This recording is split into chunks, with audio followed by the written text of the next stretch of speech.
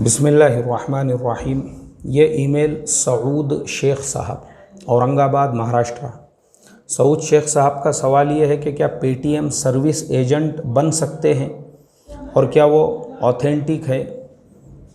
सऊद शेख साहब, अब वो ऑथेंटिक है या नहीं है इसकी तहकीकात आपने करना चाहिए।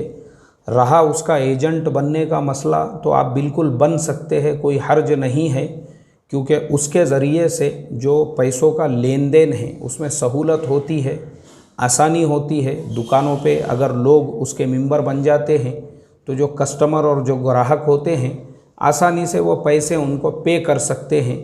तो वो काम जो है, क्योंकि उसमें सूद की कोई शक्ल नहीं बन रही है और ना ही आप जो है सूद के लेन देन में गवाह बन रहे हो और ना ही वो सूद के लेन देन में आप भागीदार और हिस्सेदार बन रहे हो, तो इसके लिए पेटीएम एजेंट बनने में कोई हर्ज नहीं है, आप बिल्कुल बन सकते हैं। अस्सलामु अलैकुम वरहमतुल्लाहि वबरकातुहू।